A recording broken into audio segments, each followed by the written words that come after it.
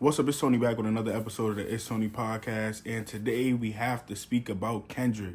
Not only did Kendrick recently put out an album, GNX, which I really like, and I'm going to speak about later, he put out a music video to one of the songs called Squabble Up today, and it's fire. The video for Squabbled Up basically explains the whole idea of this whole album that he just recently put out, GNX.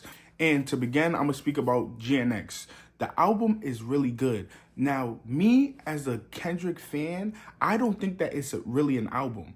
I think that it's a mixtape. It doesn't feel like any other album that Kendrick has ever put out. It has a bunch of samples, which I like. It has a bunch of features from people that a lot of people don't know. But if you watch the Pop-Out show, you know who some of the people are. They are artists from LA. And I think that even though I don't believe that this is an album, I think that the meaning behind this album is basically what is depicted in the Squabble Up video. It has a whole bunch of Easter eggs that resonate with LA culture. And GNX as an album feels like Kendrick Lamar paying homage to LA culture. From the instrumentals, from the features, a lot of them being LA natives, from the woman speaking Spanish in the beginning of most of the records, from his love of the Grand National, the car that he has on the album cover.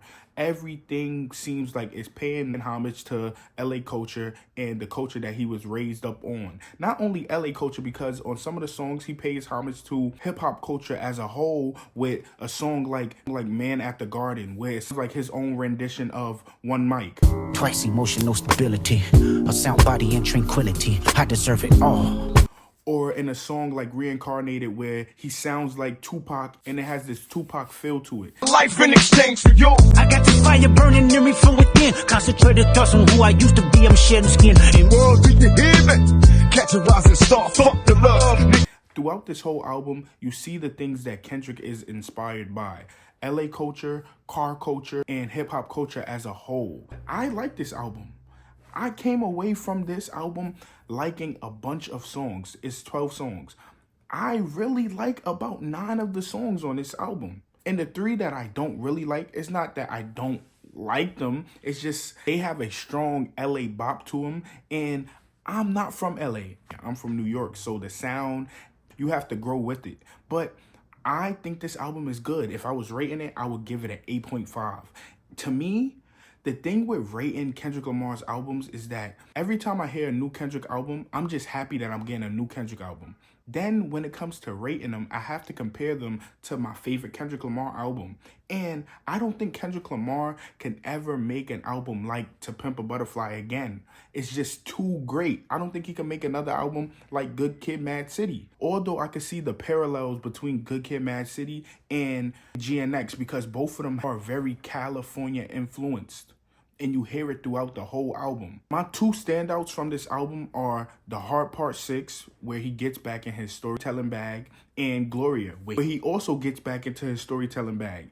I love Kendrick Lamar, the storyteller, so those are my favorite songs. But then he has songs like Luther or Dodger Blue, where they are just so fire. Then he has other songs that I know a lot of people would like off of the first listen, like TV Off and Squabble Up, because they both are songs that you could dance to, and I like them as well. But I don't think that they can fuck with Gloria or The Heart Part 6. Those 2 songs are too crazy.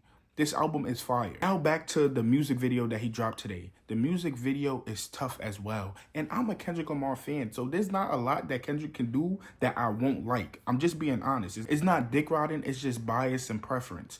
I am a Kendrick Lamar fan. I think that a lot of his moves are well thought out and strategic. For instance, I love how simple the music video set was. Like, they stayed on one set. There wasn't a bunch of locations, but throughout the video, you see a bunch of Easter eggs where it makes you think, what does this mean? Or at one point, he has like a clipboard, or he has a board where there's letters on it, and people are going crazy on Twitter right now trying to figure out what these letters mean, basically playing word puzzle, trying to figure out this riddle. And I think that's fire. I love that Kendrick Lamar makes people do that, makes people really sit down and think. That's why I also love the recent Tyler, the Creator album, because it had a whole bunch of people thinking and the discourse was fire.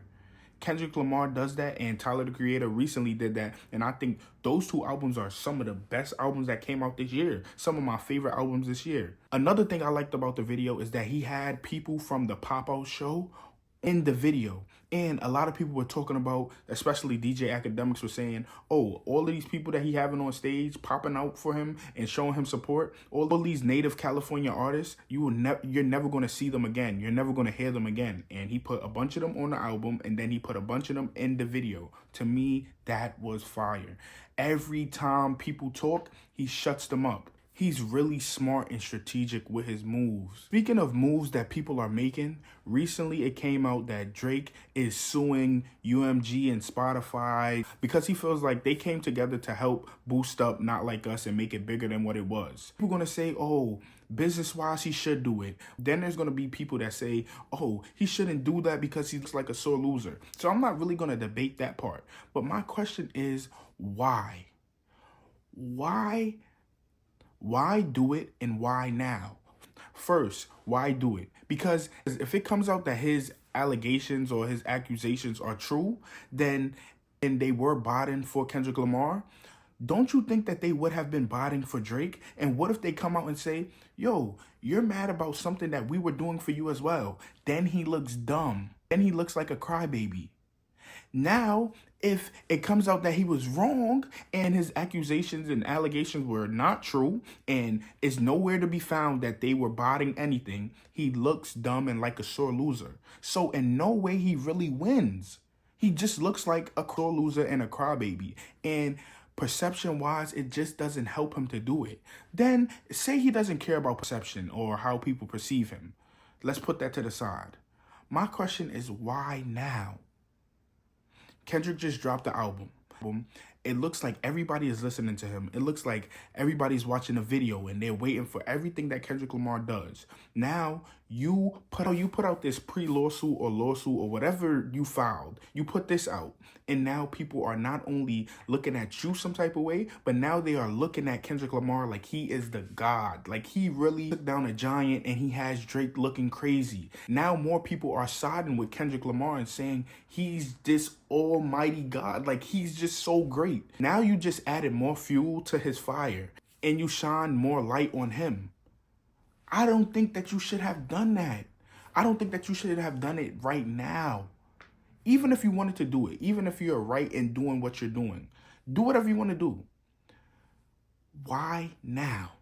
You just gave him more momentum. Now people that weren't even caring about Kendrick Lamar, they are going to go listen to his music, go listen to Not Like Us and see, was this song really good or were they gassing it? You just added more fuel to the fire of Kendrick Lamar versus Drake. And everybody's looking at Kendrick Lamar like the winner. So now you are making more people recognize, oh, Kendrick Lamar really is the winner. He has this guy looking like a sore loser. And now they are going to your bars from your song where you said cease and desist for hoes. And now they are saying, oh, you are capping, you are lying. You are the liar. I just don't understand why now. I don't understand why now. Everybody looks like they are fucking with Kendrick Lamar. I just seen a post that said Kendrick Lamar is going to have like top 5 on the Hot 100 Billboard list. I'm just saying the timing is not good right now. And that's why people are highlighting Kendrick Lamar's moves, because when you compare them to the other people's moves like J. Cole or Drake, you look at them and you saying, what is wrong with y'all? The way y'all moving just seems off. Y'all timing is terrible.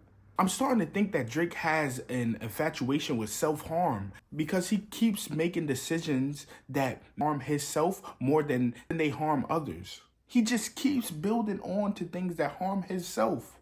You have the whole Twitter, every social media platform looking at you like a Karen. You basically just gave Kendrick Lamar more reasons to say, oh, he's not like us. He's an outsider. You basically just called the cops on Kendrick Lamar. And it's not that you called the cops on Kendrick Lamar because you did a pre-lawsuit or a lawsuit or you filed whatever paperwork to say to go against UMG and Spotify. You didn't directly go to Kendrick Lamar, but nobody cares about UMG or Spotify. They're going to say that you're doing that to Kendrick Lamar in his song. And they're going to say that you are a crybaby because you lost. It doesn't make no sense. It's not smart. Kendrick Lamar just becomes a bigger winner in this back and forth between you and him. And I think that's not smart. Shout outs to Kendrick Lamar. One last thing. I respect you, Kendrick Lamar, but bro, you just doing whatever you want. You just put out an album just willy-nilly. Music video whenever you want. You're not even gonna warn niggas. Niggas just scrolling on Twitter and people just like, Kendrick Lamar drop. He just likes chaos. I don't know how you can argue that Kendrick Lamar isn't the greatest of all time, but I'm going to say it. Kendrick Lamar is the GOAT. I'll put him against any of your favorites. He is better than them. Thank you for watching. It's Tony from the It's Tony podcast, and I'll see y'all next time.